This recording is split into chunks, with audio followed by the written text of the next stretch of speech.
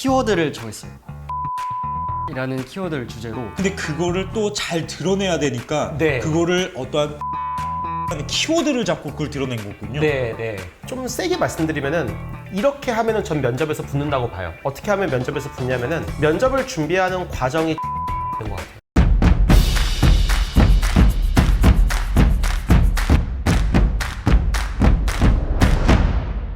선생님 안녕하세요. 티타임의 호스트 친절한 동준 씨, 오늘도 인사를 드립니다. 오늘 면접에 대한 이야기를 오지훈 선생님이 해주시려고 합니다. 오늘 주제는요, 대인 면접 준비를 위한 20문 20답을 준비해 봤어요. 그리고 오늘 고재원 선생님과 함께 학생부 종합전형의 합격자를 모셔왔습니다. 자, 그러면 우리 두 분을 힘찬 박수와 함께 모셔보도록 하겠습니다. 박수 주세요. 선생님들께 한번 인사를 좀 해주시죠. 8월에 티타임 때 한번 뵀었는데요. 성남에 있는 운중고등학교에 다니는 고재현입니다. 반갑습니다. 안녕하세요. 네. 자, 우리 김동희 군도 한번 인사를 좀 해주시죠. 네, 안녕하세요. 현재 건국대학교 식품유통공학과에 22학번으로 재학 중인 20살 김동희라고 합니다. 실제 선생님과 제자가 함께 출연을 해주셨어요. 예, 그래서 오늘 좀 어떤 이야기들을 좀 중심으로 좀 풀어 나갈 건지 그런 거 간략하게 좀 말씀해 주신다면 좀 어떻게 좀 진행이 될 수 있을까요? 네, 지금 이제 면접을 준비하는 시즌이에요. 그래서 이제 대입 면접이 본격적으로 시작이 됐고요. 그래서 그거에 따라서 이제 교사 입장에서는 어떻게 면접을 지도하면 좋을지, 그리고 학생 입장에서 어떻게 면접을 준비하면 좋을지를 동시에 좀 만족시킬 수 있는 내용이라고 보면 될 것 같아요. 이제 합격자를 직접 모시고 와서 얘기를 하다 보니까 아무래도 발걸음을. 네.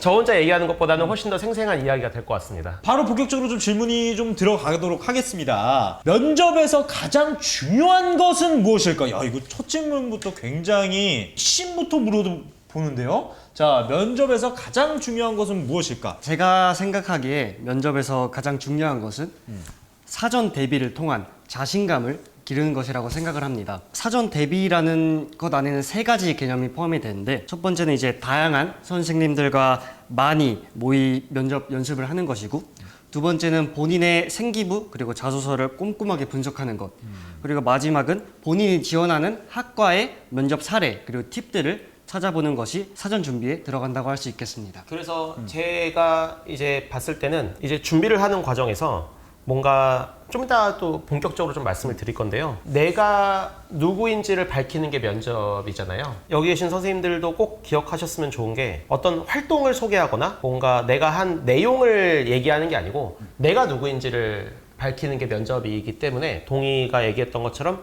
그런 3가지 분석을 통해서 결국에는 내가 누구인지를 밝혀내는 것이 가장 중요하다, 이렇게 생각을 합니다. 그래서 내가 여기에서 어떤 것들을 해나가고 싶다라는 것을 잘 이야기한 게 면접의 핵심 포인트다. 네. 라고 해주셨습니다. 그 핵심 포인트를 가지고 아마 두 분이서 이제 작년에 막 준비를 하셨을 것 같은데, 자, 그럼 선생님과의 모의 면접은 어떤 의미가 있을까라는 질문 한번 답변을 좀 해주시죠. 아까 사전 준비 안에 이제 다양한 선생님들과 최대한 많이 모의 면접을 하면 좋을 것 같다고 말씀을 드렸는데, 사람마다 중요하게 여기는 관점이 다르고, 또 어떤 학문, 학술적인 내용에 있어서도 다 전공이나 특화된 분야가 다르시기 때문에 모의 면접, 선생님과 모의 면접을 진행하다 보면은 학생 개인으로서는 미처 파악하지 못했던 그런 것들을 꼼꼼하게 짚고 넘어갈 수가 있어요. 실제로 저는 이제 면접 준비를 하면서 국어, 영어, 물리, 화학, 생명 뭐 이렇게 굉장히 많은 선생님들과 모의 면접을 진행을 했었는데, 이과 쪽 질문에 중점을 두고 면접 준비를 했었거든요. 근데 면접 당일날 들어가니까 앞에 앉아 계신 교수님 2분이 전부 다 인문계 쪽을 전공하신 분인 거예요. 처음에는 당황을 했지만 그래도 국어쌤과 모의 면접을 한 경험이 있었기 때문에 그 위기를 잘 넘길 수가 있었습니다. 선생님들이 여러분들이 계시니까 내 전공과 관련된 선생님하고만 모의 면접을 한다는 게 중요한 게 아니고, 약간 여러 가지 시각을 알아볼 수 있는 계기가 되는 것 같아요. 이 모의 면접이라고 하는 게, 어떤 사람이 봤을 때는 이 학생이 말하는 어떤 내용이 내가 생각하는 전공과 내가 생각하는 관점에 있어서 부족한 면이 있을 수도 있는 건데, 그런 것들을 한 선생님이 모든 관점을 다 파악할 수 있는 게 아니기 때문에 이제 학생하고 이게 여러 선생님들과 함께 면접을 하는 과정이 그런 면에서 의의가 있었다고 생각이 들고요. 또 이제 동의가 그런 부분에서 가장 큰 혜택을 보지 않았나. 왜냐면은 아까 얘기했듯이 실제로 문과 전공 교수님들이 들어오셨으니까 그렇죠. 예, 그런 경우도 분명히 이제 존재하긴 하거든요. 왜냐면은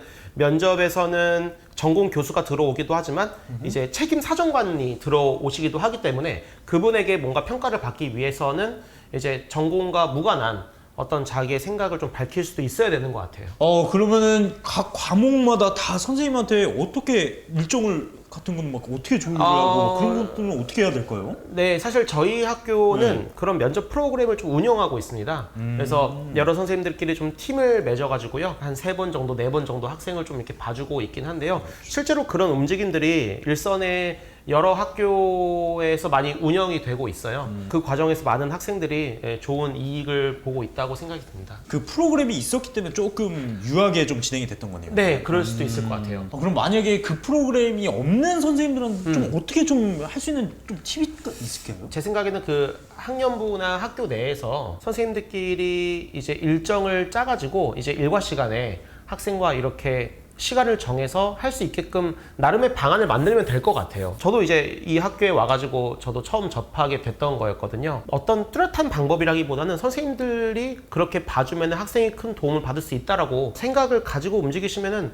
분명히 방법은 나올 수 있을 것 같습니다. 그럴 것 같아요. 실질적으로 도움이 받았던 학생이 있다고 하니까 네네네. 이제 아마 네. 선생님들도 저렇게 하면 학생들한테 좀 더 다양한 관점, 다양한 이야기거리 그리고 면접에서의 어떠한 다른 주제들 그런 것들이 계속 이야기가 오고 가겠구나. 네, 그쵸, 그쵸. 라는 네. 거에서 굉장히 장점이 있을 것 같아요. 그래서 아마 선생님들 간의 협업이 굉장히 또 중요한 포인트일 거고 그 역할을 또 그 매개체 역할을 여기에서 해주시는 선생님들이 또 중요한 역할이 될 수도 있겠다. 네. 라고 생각이 드네요. 네, 하시면 되게 학생들한테 많은 도움이 될 것 같아요. 네. 자, 그러면 또 다음 질문으로 한번 넘어가면은 면접은 언제 준비하면 좋을까?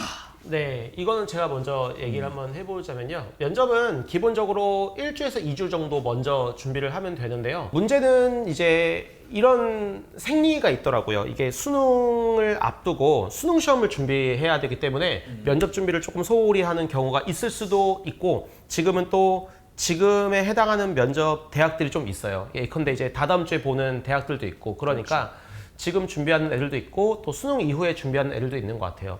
근데 기본적으로는 2주 전에는 수능 시험과 무관하게 준비를 해줘야 조금 더 많은 준비를 할 수 있다고 보고요. 이 준비 과정이라는 것이 단순히 그냥 어떤 말을 주고받는 거라기보다는 좀 이따 이야기하겠지만 뭐 생기부 자소서 분석이라는 전 과정까지 포함이 되기 때문에 적어도 1주, 2주 전에는 준비를 해야 질 좋은 답변을 마련할 수 있을 것 같아요. 2주 후, 10일 정도 후에 아마 연세대가 처음으로 진행이 될 것 같기도 네. 한데, 예. 그러면은 지금쯤이면 벌써 들어가 있어야 되는 거네요. 네, 또 연대는 재시문 면접이 있기 때문에 재시문 면접 준비는 또 굉장히 고도의 사고 능력을 요구하거든요. 그래서 그런 준비는 지금 들어가야 맞다고 봐요. 동의군은 한 언제부터 좀 면접이 잡혀 있는데 한 언제부터 좀 들어갔나요, 그러면? 말씀하신 대로 저도 이제 면접 1, 2주 전부터 준비를 했는데 어떤 방식으로 준비를 했냐면 2주 전부터는 그냥 내 생기부와 자소서를 한번 훑어본다, 읽어보면서 예상 질문들을 뽑아보고 1주 전으로 돌입했을 때는 이제 선생님들과 모의 면접을 진행하면서 실제 면접에 대한 감을 쫙 끌어올렸어요. 그 질문들이 좀 나온 게 있는 그 예상했던 것 좀. 네, 실제로도 굉장히 많은 질문들이 확실히 내가 쓴 거기 때문에 거기에서 이런 건 나한테 물어볼 수도 있을 것 같은데 라고 하는 게 이제 실질적으로 나오니까 또 자신감 있게 이야기할 수 있고 그런 포인트들이 있을 것 같네요. 다음 질문은 그렇다면 생기부 자소서 얘기가 방금 나왔는데 그럼 생기부 자소서 분석은 어떻게 해야 되는 거냐? 우선 자소서 먼저 이야기를 해보자면 본인이 생활기록부에서 가장 자랑을 하고 싶은 가장 뛰어난 점을 압축해서 쓴 거기 때문에 그 내용에 대해서는 정말 잘 알고 있을 것이라고 생각을 하고 당연히 그만큼 중요도도 굉장히 높아요. 대여섯 번 정독을 하면서 정말 눈을 딱 감고도 줄줄줄 그 내용을 말할 수 있을 만큼 공부를 하셔야 됩니다. 그리고 이제 생기부의 경우에는 약간 관점을 달리해서 생각을 해야 되는데 면접관님들이 이 학생이 거짓말로 생기부를 채운 게 아닌가 수업을 열심히 들었나 이런 걸 파악하기 위해서 정말 구석에 박혀 있는 이런 걸 뽑아서 질문을 하실 수도 있거든요. 예를 들어서 실험이라고 한다. 그러면은 실험의 과정이나 결과 이 정도는 말할 수 있을 정도로 분석을 하시면 될 것 같습니다. 내가 자신 있어 하는 부분 강점을 자수에 잘 녹였다 그랬는데 우리 동희군의 강점 뭐였습니까? 멀리서 저를 딱 봤을 때 이과지만 문과적인 성향이 굉장히 많이 합쳐져 있는 학생이라고 생각을 했거든요. 융합형인재. 자소서를 쓸 때도 내 이과적인 측면만 드러내기보다는 문과적인 그런 역량을 엮어서 그걸 자랑을 해야겠다. 키워드를 정했어요. 평등한 식탁이라는 키워드를 주제로 식품을 유통하면서도 그것이 우리나라에 현재 일어나고 있는 빈부격차나 이런 문제와 연결을 해서 모두가 정당한 권리로 식품을 누릴 수 있도록 하는 그런 포부를 담아서 자소서를 썼습니다. 거의 그 식품에 대한 내용도 있지만 거기에 인문학적 소양도 담겨서 이야기를 좀 풀어나갔다. 그 평등한 식탁이라고 이제 키워드를 잡고 이제 준비를 하다 보니까 평등하다는 것은 이제 누구나 그러니까 소고기도 누구나 좀 값싸게 먹을 수 있게 돼야 되기 때문에 그렇게 하기 위해서는 좀 유통 구조도 좀 개선돼야 되고 유통의 방식도 개선돼야 되고 그리고 식품의 뭐 저장 방식이나 어떤 그런 가공 방식 같은 것도 좀 이제 비용 절감이 좀 돼야 되잖아요. 그래야 이제 가격이 내려오고 그렇죠. 하니까. 네. 그러니까 그런 거에 대한 감각은 사실 경영학의 감각과 식품 공학의 감각이 절묘하게 조화되는 지점이기 때문에 그 부분을 그 가치화 시켰기 때문에 문이과가 좀 통합된 어떤 그런 결과가 나왔던 것 같아요. 제 생각에는. 네. 근데 그거를 또 잘 드러내야 되니까 네. 그거를 어떠한 평등한 식탁이라는 키워드를 잡고 그걸 드러낸 거군요. 네, 네. 그 키워드를 잡다 보니까 거기 안에서 방법들이 무수하게 쏟아져 나오는 거죠. 근데 이제 이 학생이 진짜로 좀 뭔가 다른 사람의 삶에 대해서 좀 관심이 많았던 것 같아요. 그러니까 그런 시각을 가지고 있기 때문에 가치를 도출할 수 있지 않았을까라고 생각이 들어요. 한번 또 다음 질문으로 한번 넘어가 보도록 할게요. 자신감 있게 말하기 위해 중요한 것은 무엇일까요? 이제 저도 면접을 준비하는 입장에서 물론 학교 담임 선생님 그리고 다양한 선생님들과 모의 면접을 진행했지만 저 나름대로도 다른 영상 매체나 어떤 매체를 찾아봤을 때 본인의 자소서 생기부 내용에 집중하라는 내용보다는 면접을 볼 때 교수님의 눈을 마주치지 말고 인중이나 이마를 봐라. 그러면 뭐 자신감이 올라갈 것이다. 떨지 않는다. 혹은 제스처를 이렇게 해라. 이런 내용이 굉장히 많았어요. 그거는 정말 껍데기 허울일 뿐이라고 생각을 하고 정말로 내실 있게 자신감 있게 말을 하려면은 본인의 생기부와 자소서를 정말 아까 말했듯이 공부한다는 내용으로 분석하고 파악을 해야지 그때 면접장에서 그 진가를 발휘할 수 있다고 생각합니다. 흔히들 이제 자신감 있게 말한다는 것은 표현적인 부분이기 때문에 아까 동희가 얘기했던 대로 그 표현을 연마하려고 하는데 지난번에 티타임 때도 이 얘기를 했던 것 같아요. 우리 가족을 소개해 보세요라고 얘기하면은 누구나 자신감 있게 얘기할 수 있을 것 같아요. 우리 가족은 뭐 형이 있고 뭐 누가 있다 이렇게 내용을 알고 있으면은 자신감은 생긴다. 저는 그렇게 생각이 듭니다. 완벽하게 아는 것만이 잘 얘기할 수 있는 기반이라고 생각이 들기 때문에 아냐 모르냐를 항상 마음속에 염두에 두면서 면접 준비를 하는 게 좋지 않을까. 그래서 어차피 하는 게 내 얘기니까. 그쵸. 네. 네. 내 이야기를 내가 가장 잘해야 되는 게 아닌가라는 그쵸. 마인드로 해야 되는군요, 거의. 자, 그리고 다음 질문은요. 돌발 상황에 그에 대한 대처는 어떻게 해야 할까라는 질문입니다. 면접에서의 돌발 상황이라고 하면은 크게 두 가지가 발생할 수가 있을 것 같아요. 첫 번째는 내가 그렇게 분석을 했지만 예측하지 못했던 질문이 나왔을 때 이게 첫 번째 돌발 상황. 두 번째 돌발 상황이라 하면은 사실은 있으면 안 되는 일이겠지만 면접관님께서 질문을 하셨는데 내가 틀린 답을 이야기를 했거나 혹은 이야기를 못하거나 까먹어서 그런 돌발 상황이 일어났을 때는 면접관님이 질문을 하셨을 때 바로 대답하려고 하면 안 되는 것 같아요. 그러면 오히려 머리가 더 꼬이면서 내가 하고 싶었던 말도 아예 안 나오는 그런 경우가 있기 때문에 일단 질문이 들어오면은 조금 늦어도 되니까 5초에서 6초 정도 천천히 질문을 복귀하면서 내가 하고 싶은 말이 무엇인지 생각하는 게 좋을 것 같습니다. 만약에 내가 틀린 답을 했다. 그럼 틀린 답을 했다는 걸 알아차렸다는 거잖아요. 그러면 면접이 끝나고 나서라도 제가 이런 부분에 대한 답변은 미흡한 부분이 있었던 것 같은데 사실 이렇게 답변을 했으면 더 좋았을 것 같습니다. 돌발 상황이 있었다고 했는데 저는 예측하지 못했던 질문이 왔었어요. 내가 그렇게 준비했는데 여기에서는 전혀 다른 어떠한 게 튀어나왔구나. 네, 자소서 생기부와는 관련이 없는 질문이긴 한데 딱 첫 질문이 현재 한국 사회의 문제점에 대해서 말을 하고 그 이유가 무엇인지 대답을 하세요. 식품 유통공학과에서 한국 사회 문제점을 물어봤다. 이거 굉장히 어려운 질문인데. 전혀 예상을 하지 못했지만 바로 대답을 하지 않고 천천히 생각하면서 내가 이 면접에서 가장 말하고 싶은 것이 무엇인가, 내 가치를 어떻게 하면 드러낼 수 있을까를 순간 생각해서 이제 아까도 말씀드렸듯이 평등이라는 키워드를 가지고 면접장에 들어갔고, 그래서 저는 그 답을 대한민국의 빈부격차가 문제가 될 것이다. 그래서 과에 들어가서 저는 과에서 배운 전문적인 지식으로 이 빈부격차, 특히 식품에 있어서의 빈부격차를 해결해 보고 싶다라는 식으로 답변을 했었습니다. 자기의 가치관이 있기 때문에 질문을 약간 자기 걸로 만들어서 표현할 수 있는, 뭔가 껍데기 얘기를 하는 것이 아니고 자기를 소개하는 방식으로, 그러니까 한국 사회의 문제를 얘기했지만 내가 누구인지를 답한 거잖아요. 굉장히 노련한 거죠, 그게. 예, 그런 부분이 좀 보이는 것 같아요. 어떻게 보면은 나에 대한 그 확신이 좀 많이 있어야겠네요. 그래야 자신감도 생기고 나에 대해서 이야기할 때도 저는 이런 사람이라고 당당하게 이야기할 수 있는 어떤 나만의 가치관 이런 게 좀 많이 확립이 돼 있으면은 어떤 이야기가 와도 네. 저는 이런 사람인데요?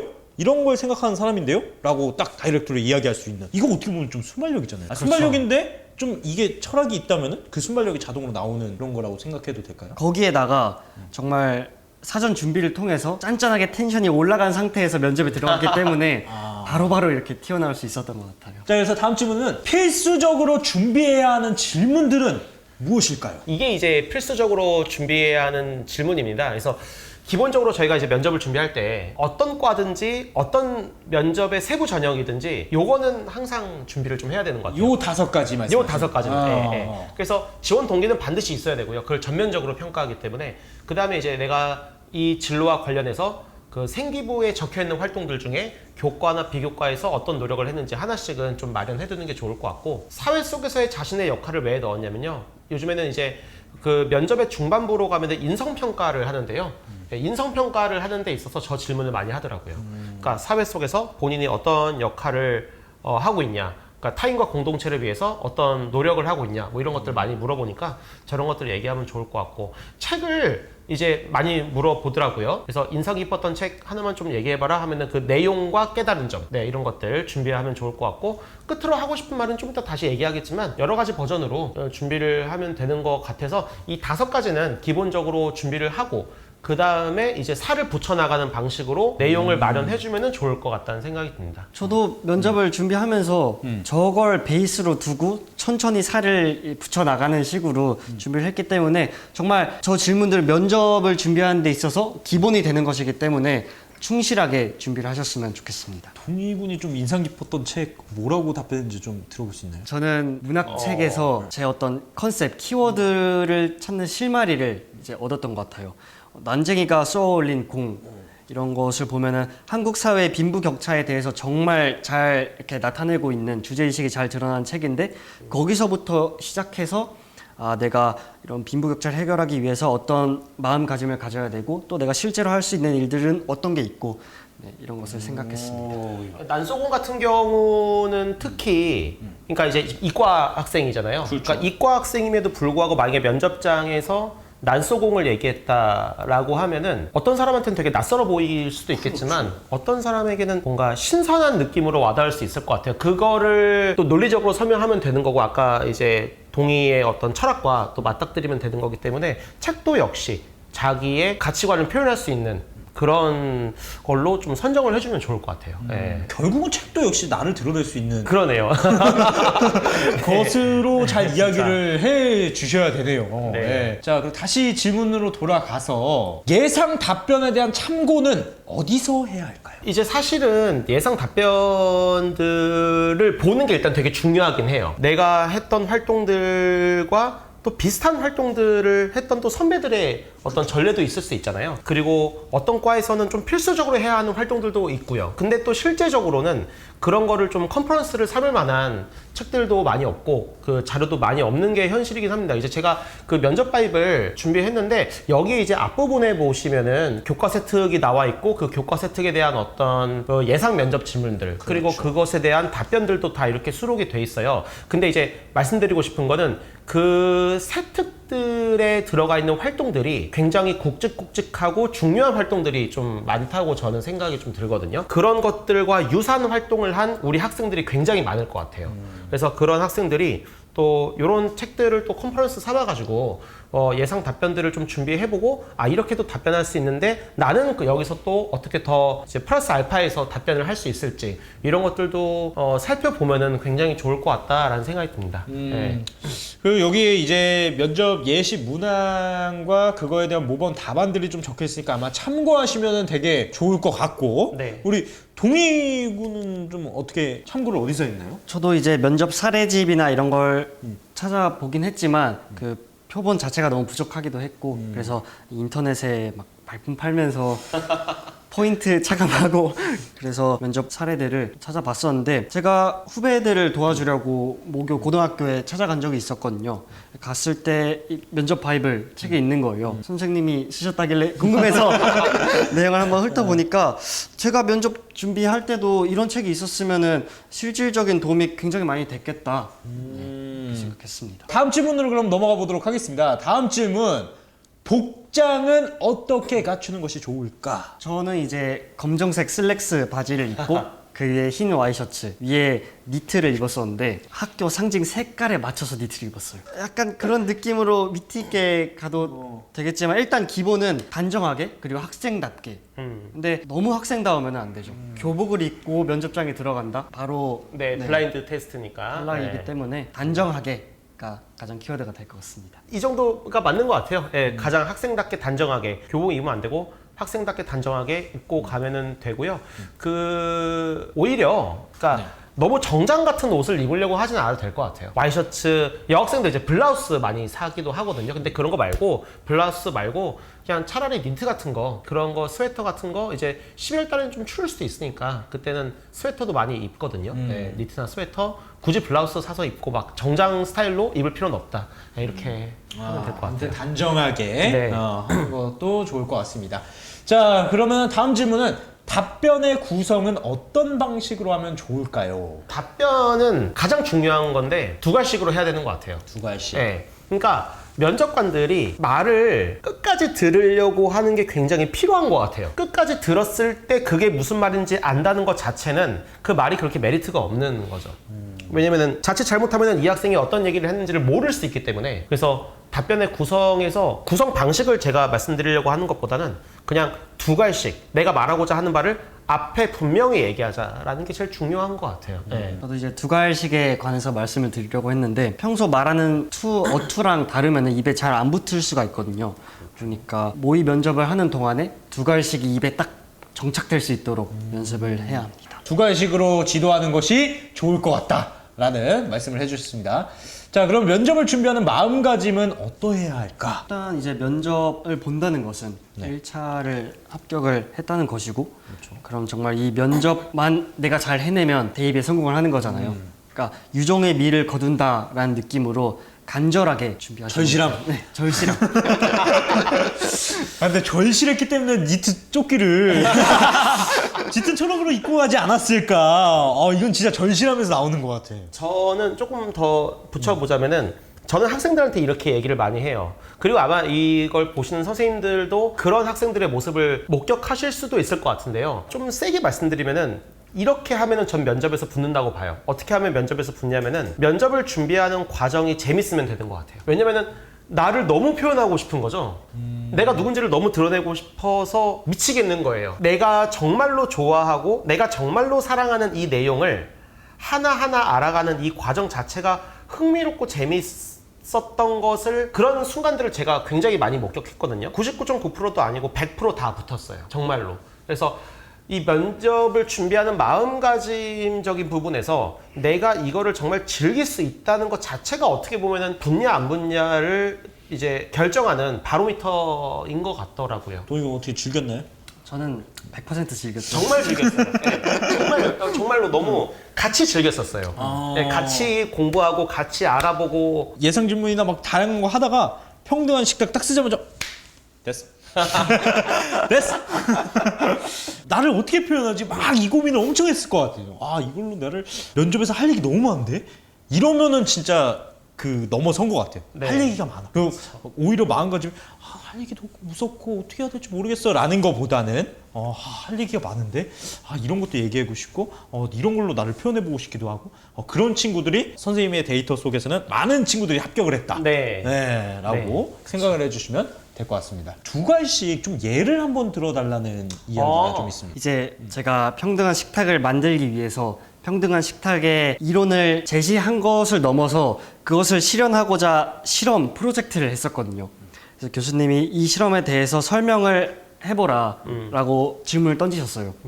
근데 제가 생각하기에 실험을 설명해라 라는 것은 이 실험을 통해서 내가 무엇을 추구했는지를 묻는 것이라고 생각을 했기 때문에 저는 이러이러한 실험을 통해서 평등한 식탁을 추구하고자 했습니다. 이렇게 시작을 하고 그 밑에 부연 설명, 실험의 과정이나 이런 것들을 답변을 했었어요. 오히려 그래서 두 가지씩 예를 제가 이런 식으로 한번 들어보면요. 실험은요. 오히려 흥미롭게도 실험의 목적을 얘기한 다음에 바로 결과를 얘기해도 괜찮은 것 같아요. 과정보다는 과정을 그냥 과정은 뒤로 빼고 이런 목적이었는데 이런 결과를 얻어서 이런 걸 얻었습니다를 먼저 얘기해 주고요.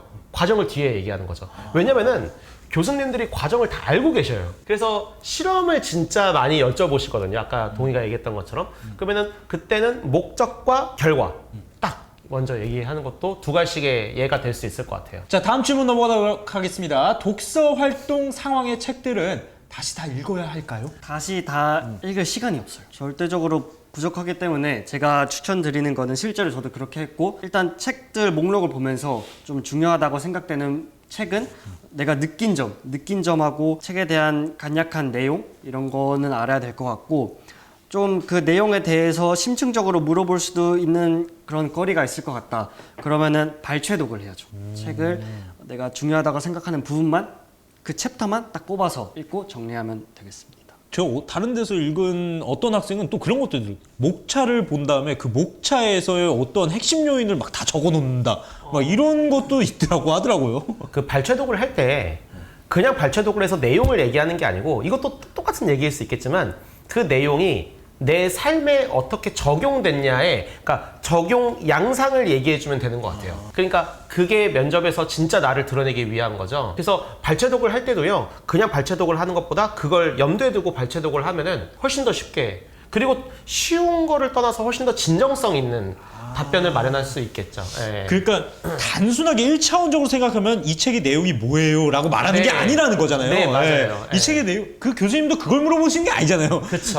내가 그 책이 궁금해서 물어봤겠니? 나 너가 궁금해서 물어본 거지? 나 이건데 그 책의 내용을 그 책이요? 그 책의 주인공이 누가 나오는데요? 거기서 막 그 주인공이 뭐 어떤 이야기를 해가지고 그렇게 된 책이에요. 라는 설명은 아니다. 네. 거기서 또 내가 어떤 것들을 또 나를 드러낼 수 있는지에 대해서 이야기하는 게 핵심 포인트다. 요거 진짜 키포인트네요. 그거 한번 가져가시면 좋을 것 같습니다. 자, 다음 질문은요. 비대면 면접에서 중요한 것은 무엇일까요? 건국대학교 면접이 비대면 면접이었거든요. 이제 와서 다시 생각을 해보면은 들어가서 교수님과 문답을 주고받을 때 모니터를 보는 게 아니라 카메라를 보는 게 약간 직접 시선을 더 마주치는 그런 느낌이 들기 때문에 모니터의 눈을 보기보다는 카메라를 봐라. 그다음에 들어가기 전에 말씀 잘 들리시냐고 한번 여쭤보는 결국 인상평가니까요. 이런 어떤 모습도 다 평가를 할 수 있는 이렇게 플랫폼이 될 것 같아요. 다음 질문으로 넘어가도록 하겠습니다. 교수님들은 어떤 부분에서 반응할까요? 제 생각은요. 교수님들은 모든 걸 알고 있다. 기본적으로 모든 걸 알고 있기 때문에 너가 어떤 사람인지를 드러내면은 반응하는 것 같아요. 그래서 저희가 모의 면접을 할 때도요. 학생이 어떤 개념을 설명한다기보다 학생의 어떤 특성이 드러나면은 선생님들 모의 면접 하시는 선생님도 눈도 번쩍할 거예요. 예. 그리고 되게 흥미로운 게 뭐냐면은 제가 지금 동이랑 같이 여기 티타임에서 얘기하고 있는 것들을 아마 선생님들이 보셨을 때 저희가 어떤 사람인지 약간 예측되지 않으십니까? 저희가 어떤 사람인지를 꾸준히 어필하려고 하는 것 같아요.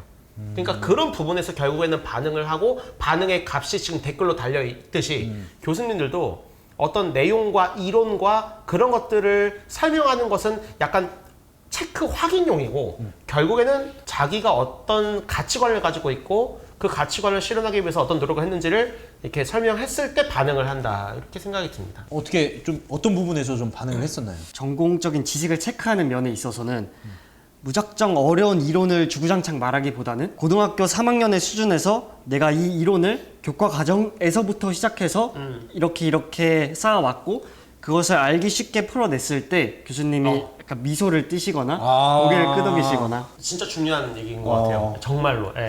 전공에 대해서 질문을 내가 이 고3 수준에서 좀 쉽게 이야기를 한다는 것을 좀 준비하는 과정은 좀 어떻게 해야 될까? 이것도 이제 같은 얘기가 반복이 되지만 생기부와 자소서를 철저히 분석하는 것 그리고 학생부 종합이라는 전형 자체는 교과 과정에서부터 출발해야 한다고 저는 생각을 하거든요. 저도.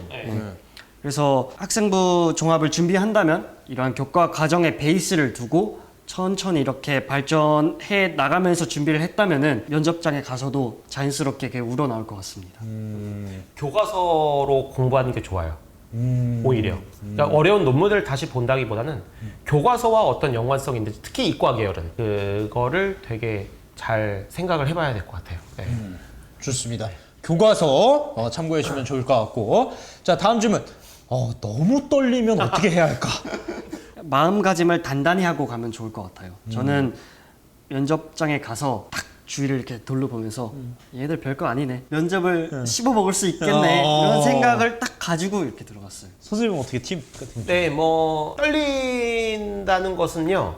물론 이제 그 분위기에 압도될 수도 있겠지만 사실 모의 면접할 때도 떨려요, 애들이. 모의 면접할 때도 굉장히 많은 학생들이 울고 그리고 많이 떨려 하거든요. 근데 그거는 하면 할수록 점차 그 떨림의 정도도 낮아지는 것 같아요. 그래서 연습을 많이 하는 게 답인 것 같다는 결국 생각이 내공이 듭니다. 쌓일수록 떨림은 조금 네. 그러면은 선생님이 지도하시다가 이제 잘 봐 막 이러고 막 카톡으로 주고받았어요. 면접 네. 당일에 선생님 너 너무 떨려요 막 이렇게 막 카톡이 온다면은 그러면은 선생님 좀 어떤 이야기를 좀 그런 학생은 없었나요? 있었어요. 네. 네, 있었고 올해도 있었어요. 올해 벌써 면접을 본 학생이 있거든요. 네. 근데 제가 그때 자고 있어가지고 좀 비몽사몽으로 받게 됐는데 근데 사실은 어떤 얘기를 한다기보다는 그냥 전화하고 싶어서 한 거거든요. 목소리 듣고 싶어서. 그러니까 어떤 말을 막 지어낸다기보다 그냥 잘해라 라는 말 한마디 해주는 거 그게 중요하다고 보고 저도 뭐 정답을 딱 알고 있다기보다는 그냥 그 전화한다는 그 사실 자체가 학생에게 주는 어떤 좀 완화가 있는 것 같아요. 목소리 한번 듣고 맞습니다. 그냥 들어가는 그런 느낌이죠. 네. 그 포인트가 맞는 것 같아요. 네. 그냥 뭘 물어보려고 한 게 아니라 선생님 목소리 듣고 싶어서 네. 그것만으로도 이제 안정감을 좀 취할 수 있을 것 같아서 네. 전화한 것 같다라는 포인트인 것 같습니다. 자 그러면은 다음 질문. 1분 자기소개에서의 팁은? 키워드를 준비하는 게 좋을 것 같아요. 키워드. 자신을 가장 잘 드러낼 수 있는 내가 이 면접에서 가장 자랑하고 싶은 내용을 키워드로 딱 응축을 해서 예를 들어 저 같은 경우에는 저는 평등한 식탁을 만들고자 건국대학교 식품유통공학과에 지원하게 되었습니다 하고 부연 설명을 하고 저는 사실 제가 준비한 1분 자기소개를 다 못했어요. 하는 도중에 교수님이 끊었어요. 당황하지 않았어요? 당황했죠. 그 이유를 듣고 내심 기분이 좋았던 게 너의 자소서와 생기부를 보니까 우리가 묻고 싶은 내용이 너무 많다. 흥미로웠다라는 것을 말씀해 주셨기 때문에 그러다 보니까 이제 그 생기부와 자소서에도 그러니까 생기부와 자소서를 준비할 때도 이렇게 학생을 키워드화 시켜서 그 가치를 이제 넣을 수도 있을 것 같아요. 뭐 자율활동이나 특히 진로활동에 진로 특기사항에는 그런 학생의 가치를 키워드화 시켜서 넣기 딱 좋은 영역이라서 우리 선생님들 아직 3학년이 아니신 선생님들 계시면은 그 학생의 특성을 잘 캐치해서 많은 이제 그 면담을 통해서 캐치한 다음에 그거를 이제 생기부 진로 세특에 넣으시는 방법도 좋을 것 같습니다. 네. 이야기가 계속 들어보니까 결국은 어떻게 보면 자신을 좀 브랜딩화하는 그런 느낌이네요. 예, 자신은 이런 사람이다라는 것을 이제 확실하게 브랜딩해서 저는 평등함을 추구하는 사람입니다. 따라 이런 키워드 같이 그걸 팍팍 말하니까 얘 어떤 애구나. 오늘 이런 거 물어볼까? 그러면서 그런 것들 이제 교수님이 떠오르면은 더 좋은 거잖아요. 네, 그렇죠. 그런 것들 가져가면 좋을 것 같습니다. 자, 다음 질문. 마지막 하고 싶은 말은 어떻게 준비해야 할까요? 이제 무조건 나오는 거죠. 예, 거의 교수님이 자 이제 질문할 건 다 질문했는데 자 마지막으로 하고 싶은 말 있습니까? 딱 물어보실 건데 이건 어떻게 좀 준비를 해야 될까요? 아까 말씀드렸던 것처럼 돌발 상황이 발생했을 때 그때 내가 틀린 답을 얘기했거나 대답하지 못했는데 그 질문에 대한 답변이 생각났으면은 그거에 대한 답변을 우선 하는 것이 좋을 것 같고 이제 저 같은 경우에는 학교마다 상징 동물이 있잖아요. 건국대 동물 뭐예요? 황소. 황소. 그래서 어떻게 했냐면 황소와 같은 의지로 평등한 식탁을 만들기 위한 제 꿈을 이루어 나가겠습니다. 이런 식으로 딱 끝맺음을 하니까 그때 교수님들도 웃으시고 훈훈하게 되게 마무리가 됐던 것 같아요. 자신을 브랜딩화하는 방법이 있을까요? 라고 이제 김영 선생님께서 질문을 해주셨는데 네. 근데 이제 그러니까 제가 꼭 말씀드리고 싶은 게 어떤 거냐면요. 자신을 브랜딩화 할 때는 인위적으로 하면 안 되는 것 같아요. 절대 안 되는 것 같아요. 절대. 그러니까 인위적으로 한다는 것 자체가 좁게는 원활한 답변이 나오지 않는 거고요. 예, 절대 원활한 답변이 나올 수 없고요. 넓게는 학생부 종합전형의 취지에 안 맞죠. 그러니까 이 학생의 성격과 가치관과 철학을 만들어주기보다는 약간 파악하려고 질문을 많이 던지시는 게 중요한 것 같아요. 그러니까 이 학생도 결국에 아까 제가 이제 이 학생의 브랜딩을 하는 데 있어서 이 학생이 타인의 삶에 관심이 많아요. 타인 삶에 진짜 관심이 많아요. 그리고 학생회장이에요. 근데 학생회장을 진짜 하고 싶어서 하는 그런 케이스거든요. 그러니까 그 정도로 타인의 삶에 관심이 많기 때문에 그런 스타일이 브랜딩으로 되는 거지 그 어떤 가치를 인위적으로 만들면 안 된다라는 것을 일단 명심하시고 그 학생의 스타일과 성격과 철학으로부터 뭔가 살을 붙여보는 방식으로 브랜딩화하면 좋을 것 같다는 생각이 듭니다. 말씀해주신 이야기를 좀 들어보니까 분명히 이런 학생들이 있을 것 같아요. 학생회장도 안 했고 반장도 한 번도 안 했고 네. 선생님 저 너무 평범해요. 네. 전 진짜 아무것도 없어요. 네. 이런 학생들 분명히 있을 것 같은데 네. 그런 친구들한테도 어떤 이야기를 해줄 수 있을까요? 저희 반에 있었던 일인데 평범한 아이가 있어요. 근데 그러니까 저희가 인식을 조금 전환했을 때 평범하기 때문에 가치롭다고 또 볼 수도 있는 거잖아요. 그렇죠. 그러니까 평범하다는 것은 보편성을 가지고 있는 것이고 보편성을 가지고 있다는 것은 유연성을 가지고 있는 것이기 때문에 보편성과 유연성이 하나의 가치가 될 수 있다고 저는 생각이 들어요. 그러니까 거기서부터 시작을 하는 거죠. 너가 얼마나 플렉서블한지, 너가 얼마나 타인의 말에 경청하고 공감할 수 있는지 그런 것들이 결국에는 그 학생의 브랜딩이 완성된다고 좀 보거든요. 그러니까 그런 아이들에게서도 뭔가 발견할 수 있는 가치가 있다고 생각할 수 있기 때문에 그런 게 중요한 것 같아요. 네. 그런 친구가 동의군에 좀 그걸 빌려면 좀 유도리 있는 식탁 뭐 이런 걸로 뭐 해가지고 저는 학생들과 너무나 다 잘 어울리고 정말 평범하지만 그렇게 두루두루 친구가 많다는 건 좀 유도리가 있고 아이들과 소통이 좀 원활합니다 막 이런 것들을 좀 표현해 볼 수 있는 맞아요. 그렇게 할 수 있죠. 그런 식으로 예를 좀 들어보면 좋을 것 같습니다. 그러면 면접 준비 과정에서 가장 힘들었던 거 요거는 진짜 힘들었다. 이거 힘들었던 점에 대해서 말하기 전에 우선 저는 학생부 종합 전형을 준비하면서 그 과정 자체를 정말 즐겼기 때문에 엄청나게 힘든 점은 없었지만 작게 세부적으로 본다면 특히 면접 과정에 있어서 본다면 가장 힘들었던 게 선생님들과 이제 모의 면접을 할 때 굉장히 많이 진행을 했었는데 슬럼프가 올 때가 있어요. 하다가 나는 이렇게 말하고 싶은데 그게 모의 면접인데도 말이 안 나오고 실제 면접 가서도 이러면 어떡하지? 라는 생각이 굉장히 많이 들기도 했는데 그리고 진행될 때마다 답변이 계속 수정되고 내가 생각했던 게 어그러지는 이런 느낌도 있으니까 근데 결론적으로 보자면은 약간 내 답변에 좀 더 플러스 되고 더 떼고 이런 느낌이 최종 면접장에 가서 가장 빛을 발할 수 있는 것이기 때문에 힘든 게 있더라도 그 과정 자체를 즐기셨으면 좋겠습니다. 실제로 이 학생도 그 모의 면접을 하면서 그러니까 아까 여러 선생님들한테 피드백을 받기 때문에 부정적인 피드백도 많이 받았어요. 네, 부정적인 피드백을 많이 받다 보니까 슬럼프가 오기 마련이긴 한 것 같아요. 그러니까 자신감이 하락되고 좀 하기 싫다라는 생각이 들기도 하죠. 근데 이제 그것이 부정적인 피드백이 오히려 훨씬 더 좋은 피드백인 것 같아요. 정말로. 네. 부정적인 피드백을 받아야 내가 변화하는 그 지점의 모습을 좀 그릴 수 있잖아요. 그러니까 분명히 모의 면접 때는 아이들이 많이 힘들어할 것 같아요. 실제로 진짜 우는 아이들도 많고. 그런데 그런 부분을 좀 참고 이겨내서 내가 변화했을 때의 모습을 머릿속에서 그려내면서 이겨내면은 또 슬럼프를 극복할 수 있을 것 같다라고 생각이 듭니다. 딱 이야기 들어보니까 포기만 안 하면 되네요. 네, 예, 맞아요. 이제 네. 막 울다가 저 못하겠어요, 안 할래요. 이것만 안 나오면 되는 거네요. 네, 진짜 정말 그것만 안 하면 되는 것 예, 같아요. 네. 그래서 선생님들도 아마 지도하실 때 그런 멘탈적인 것들도 많이 잡아주셔야 될 것 같고. 네. 네, 그렇습니다. 자, 그래서 이제 두 가지 질문만 남았는데요. 이제 자, 대학별 면접의 특징은 어디에서 볼까? 그러니까 대학별로 그 평가하는 평가 기준도 다 다르고요. 그렇죠. 그리고 면접의 방식도 다르고 면접관의 그 명수 막 너무 디테일한 면들이 좀 다르잖아요. 그렇죠. 그리고 그런 것들을 이제 대학에서 5월 달에 이제 그 수시 입시 5강을 이제 발표할 때 당연히 그 내용을 좀 수록해서 넣어주기도 하는데요. 그러니까 그것도 역시 대학별로 찾으려고 하다 보면은 너무나 어려워요.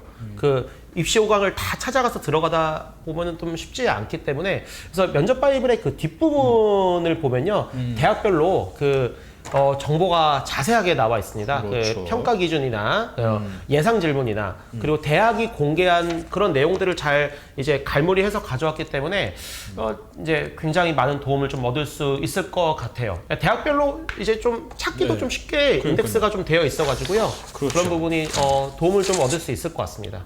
아, 건국대학교 한번 찾아보려겠는데 서울 지역 서울에 있죠. 네. 네. 예상 질문, 뭐 평가 기준 같은 거, 예, 뭐 평가 기준 평가 기준, 네, 평가 내용, 평가 방법 막 이렇게 다 나와 있어서 이런 것들로 이제 먼저 좀 학교의 스타일을 좀 파악하고 준비하면 좋을 것 같아요. 자, 그리고 마지막 질문입니다. 결국 면접에선 누가 붙는 걸까? 사전 준비라는 것은 부차적으로 붙는 거고 결국 정말 단순화해서 말하자면 누가 자기 자랑을 잘했나 면접은 딱 이거인 것 같아요. 그래서 자기 자랑, 내가 어떤 사람인지를 100% 다 표현해낸 사람이 결국 면접에 붙는 거고 면접을 볼 때 자신감도 생겨서 더 오히려 흥이 나서 말할 수가 있는 거고. 면접장을 나왔을 때 자기의 얘기를 다 후련하게 하는 사람이 결국에는 또 붙는 경우가 많더라고요. 이게 아까 자기 자랑이라고 했잖아요. 저도 또 방점을 찍고 싶은 게 자기라는 것이죠. 예, 남 자랑이 아니고 어떤 뭐 활동 자랑이 아니고 그러니까 내가 어떤 사람인지를 자랑을 하는 것이다. 그러니까 교수님들의 입장에서 얘가 누군지가 선명하게 다가오면은 뽑는 것 같아요. 네, 선명하게 다가오고 그게 이제 평가 기준에 또 맞다 보면은 또 뽑고 그리고 평가 기준에 맞지 않다고 하더라도 약간 인상평가이기 때문에 또 좋은 알게 모르게 또 좋은 평가를 받을 수 있는 것이죠. 그 교수님들도 마찬가지일 것 같아요. 딱 처음에 만나면 모르잖아요. 그냥 검은색이 들어온 거죠. 그치. 거기에서 이제 실루엣이 보이기 시작하고 흑백으로 좀 칠해지고 아예 컬러로 얘가 입혀졌을 때 야 얘는 합격이다. 저랑 이제 동의가 했던 얘기들이 어떻게 보면 조금 낭만적인 얘기일 수도 있지만 낭만적이 아니고 현실이라는 게 이게 합격생이잖아요. 그렇죠. 네, 네. 네. 이게 진짜 정말로 우리 이걸 보시는 선생님들도 충분히 학생들의 그런 역량을 발견하실 수 있을 거라고 생각이 들고 학생 입장에서도 자기가 어떤 사람인지를 잘 만들어낸다면은 훨씬 더 자신감 있게 얘기할 수 있을 것 같아요. 그러니까 이상이 아니라는 것을 좀 꼭 말씀드리고 싶습니다. 진짜 연습이 좀 진짜 모의 면접이 굉장히 중요하겠네요, 진짜. 네, 정말 중요하죠. 그러니까 우리가 면접에서 하는 말들은 우리가 일상생활에서 하는 말들과는 좀 다르잖아요. 그렇죠. 그러니까 연습이 당연히 필요한 것 같아요. 자, 어느덧 20문 20답은 다 했고요. 이제 아마 선생님들이 아마 좀 더 질문을 하고 싶은 것들, 요거는 제가 조금 더 알아가고 싶어요 하는 것들이 좀 몇 가지 있을 것 같아서 그거 한 몇 개, 한두 개 정도만 받아보고 마무리를 좀 해야 될 것 같아요. 면접 때 교수님도 계시지만 입학사정관님도 있지 않나요? 라고 질문 주셨는데요. 네, 맞습니다. 네. 주로 3인이 들어올 때는요, 2인이 교수님이시고요. 그리고 1인은 이제 책임 입학사정관님이실 수도 있고, 이제 그냥 입학사정관님이실 수도 있고 이제 그렇죠. 입학사정관님은 전공과 관련 없이 그 학생의 어떤 인성적인 부분이나 그 외의 것들을 이제 많이 평가하기도 해요. 그래서 전공 적합성보다는 이제 발전 가능성이나 인성 부분을 평가할 수도 있기 때문에 그렇죠. 아까 이제 제가 5가지 필수적으로 준비해야 하는 질문들의 어떤 내용들이 그 입학사정관님들의 평가에는 적용될 수 있는 질문이라고 생각이 듭니다. 모의 면접 시 영상 촬영 괜찮나요? 저는 하지는 않았고 대신 이제 영상 촬영하는 목적이라는 것은 내가 어떤 대답을 했는지를 다시 복귀하고 그래서 더 발전시키기 위해서 찍는 것이라고 생각을 하거든요. 그렇죠. 그래서 저는 영상을 찍기보다는 면접이 끝나자마자 노트에다가 바로 그 면접 내용을 다 적었습니다. 그런데 어떤 본인의 제스처나 혹은 말하는 것, 자세 이런 걸 보고 싶으면 영상 촬영을 하는 것도 괜찮은 방법인 것 같아요. 네, 실제로 많이 합니다. 네, 굉장히 많이 하고요. 어쨌든 내가 말하는 것이 실제로 눈으로 봤을 때 좀 낯설어 보이고 좀 고쳐야 되는 부분도 있기 때문에 영상 촬영은 하는 게 좋을 것 같아요. 네. 그리고 이제 모의 면접 몇 회 정도 하냐고 돼 있는데 한 사람당 저희 이제 프로그램상 개념으로 봤을 때는 3번에서 4번 정도. 3번에서 4번 정도? 네, 그렇게 하기는 합니다. 네. 근데 그 3번에서 4번을 다른 교과목 네, 선생님으로. 이제 팀을 잘 짜서 네. 뭐 했던 사람이 또 할 수도 있지만 그런 식으로 하고 있죠. 그런 식으로 네. 3번에서 4번 정도. 네. 자, 다음 질문은 돌발 상황 때 사전적인 지식, 가치관이 부족한 친구들이 있는데 어떻게 대처를 해야 할까요? 사전 지식과 가치관을 이렇게 탄탄하게 하려고 모의 면접을 준비하는 것 같아요. 그러니까 생기부 분석을 하는 것도 결국에는 저런 것을 갖추기 위함인데 만약에 그렇게 되지 않는다고 하면요, 오히려 이제 저는 이제 반성적 실말이라는 말을 많이 쓰는데, 그러니까 그런 부분을 앞으로 공부하고 싶다. 결국에 그것도 자기 질문화 시키는 거죠. 내가 앞으로 이런 것들을 공부해보고 싶다. 지금은 잘 모르겠지만 앞으로 뭐 저 알아가고 싶습니다. 이런 식으로 답변을 마무리하는 것도 괜찮은 것 같아요. 네. 오히려 당황하지만 그거를 또 저는 또 그런 거 배우려고 하는 사람입니다를 또 드러낼 수도 있는 네, 거고. 드러날 수 있죠. 그런 거는 좀 안 흔들렸으면 좋겠네요. 네, 학생들도. 그쵸. 예. 네.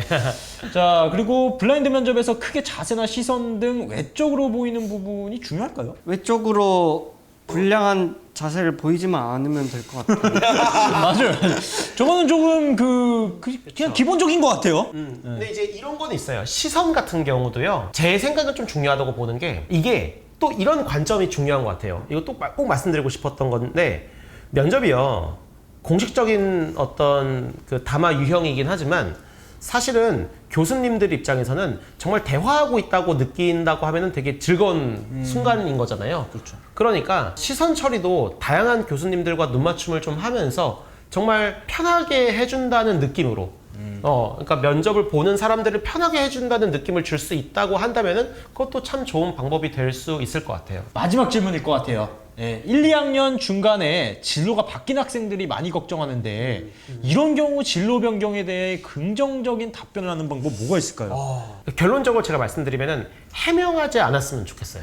그러니까 이거는 해명이 아니죠. 그러니까 해명하지 말고 억지로 껴맞추지 말고 오히려 변화한 나의 모습을 드러낸다기보다는 그냥 지금의 내 모습을 드러내는 게 더 중요한 것 같아요. 그러니까 왜 변화했는지에 대해서 해명을 하는 것보다 지금 그냥 내가 어떤 사람인지를 드러내는 게 훨씬 더, 그거를 얘기하기에도 너무 시간이 짧아요. 네, 그러니까 변화한 것을 억지로 맞추려고 하는 거는 제가 보기엔 적합하지 않은 것 같습니다. 네. 변화에 대해서 많이 물어보시진 않을 것 같기도 하고. 그쵸. 예. 네. 지금 네. 넌 어떤 사람이야가 더 궁금하실 것 그쵸. 같기도 해요. 네, 예. 맞습니다. 그래서 거기에 초점을 맞추시는 것도 좋을 것 같습니다. 두 분 좀 어떠셨는지 한번 이야기를 좀 해주세요.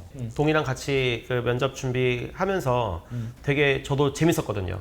되게 재밌었고, 제가 뭐 국어 전공이고 문과이었지만 같이 과학 공부하고 화학 공부하고 생명과학 같이 공부하면서 저도 많이 배울 수 있었던 것 같고요. 그리고 이 결과가 결국에는 지금 이렇게 좋은 스승과 제자의 사이에서 이렇게 이 자리에 함께 할 수 있다는 것만으로도 작년에 제가 했던 노력에 대한 보상을 받는 것 같아요. 조인님 어땠어요? 저도 처음에 왔을 때는 굉장히 떨렸는데 같이 과거에 있었던 일 얘기한다라는 느낌으로 이렇게 얘기하다 보니까 제가 가지고 있던 팁들이나 이런 생생한 경험들을 말씀드릴 수 있어서 정말 좋았던 것 같고, 학생분들이 볼지는 모르겠지만 학생 입장에서도 선생님을 너무 어려워하지 않고 적극적인 모습을 오히려 좀 더 보인다면은 이렇게 좋은 결과를 낼 수 있을 것 같습니다. 자, 그러면 면접 지도하신 선생님들 파이팅! 자, 그래서 오늘 또 재밌게 이야기했으니까 다음 주가 또 어떤 이야기가 또 되는지 궁금하실 텐데 다음 주에는 저희가 유튜버 한 분을 모실 겁니다. 구슬주라는 유튜버인데요. 학생들에게 굉장히 인기가 많아요. 그래서 학생들의 인기 유튜버가 말하는 Z세대들은 어떤 공부 습관을 가지고 있나 그런 공부 습관에 대한 이야기들을 해보려고 합니다. 우리 구슬주 유튜버가 또 공부 유튜버다 보니까 우리 Z세대와 공부에 대해서 많은 소통을 나누고 있거든요. 그래서 선생님들도 공부 습관이라든지 아이들에게 공부에 대한 이야기들을 어떤 것들을 지도해 줄 수 있을까, Z세대는 도대체 어떤 생각을 하고 있을까라는 것들을 다음 주에 이야기를 나눠볼 수 있을 것 같고요. 그리고 10월 19일은 아직 비어 있어요. 그래서 시청자 게시판에 선생님들께서 어떤 주제로 좀 했으면 좋겠다, 티타임 이런 것들로 좀 해주세요 라고 저한테 말씀해 주시면은 요것도 제가 반영을 해서 티타임 진행해 보도록 하겠습니다. 자, 그리고 저희 티타임에 보건교사분들이 꽤 있어요.